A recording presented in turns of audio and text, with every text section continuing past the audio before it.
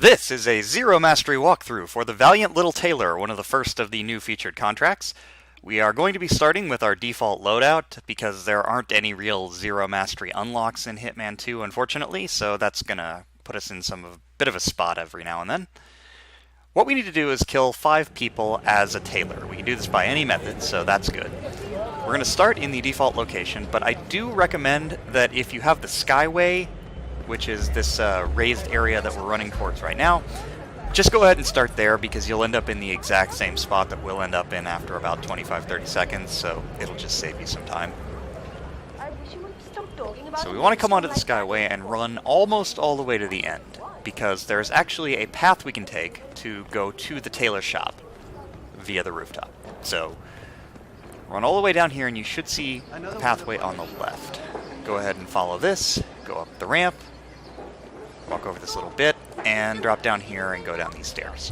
Crouch a little bit, there's a small chance of being seen, but you shouldn't be noticed. Now go ahead and turn off the fuse box here. Trying to lure anybody who's downstairs, there's the Tailor and 2 other targets. Trying to lure them while they're hiding from the guy who's trying to get them to come out usually won't work. They just don't seem to respond very much to coins or anything like that. Turning the fuse box off, however, will immediately get the Tailor to come upstairs. So just wait for him. And go ahead and subdue him before he can actually turn the fuse box back on.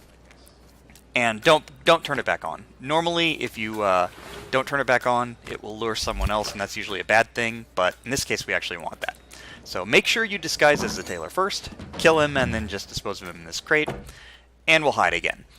The reason why we're doing this is that after a few seconds, after a certain amount of time where no one has investigated and the person who investigated before hasn't done anything, a new person, if they're in the area, will be designated to go check out a fuse box. So we've lured a second person up here. And once he's actually at the fuse box, just go ahead and get him with fiber wire. You can shoot him, pistol eliminate him, it doesn't really matter.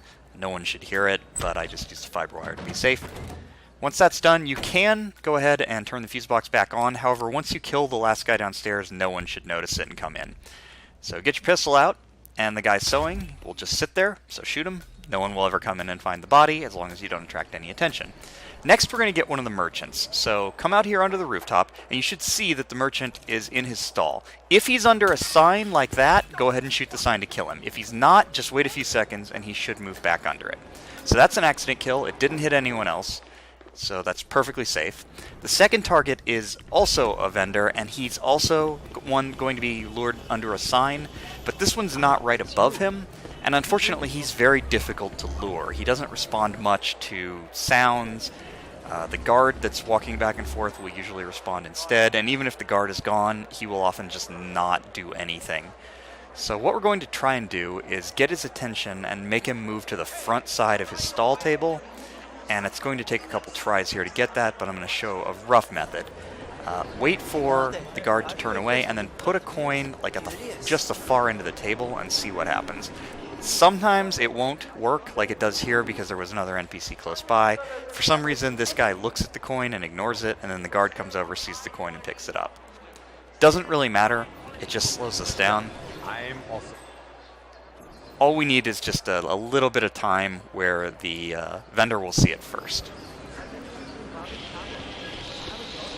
In this case, though, I needed to get out of the way of the guard there. Don't be as close as I was, or blend into the crowd just to avoid that. There we go. Try it this time.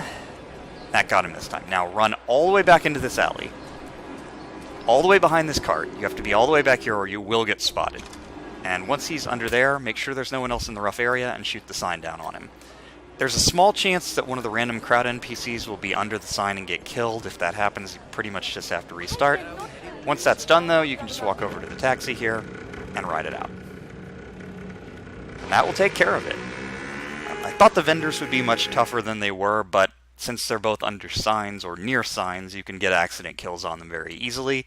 I was kind of surprised by that. You can certainly do this much, much faster, but this is about the best that we can do and the safest for the limited equipment that we do have available, and 4 minutes isn't too bad.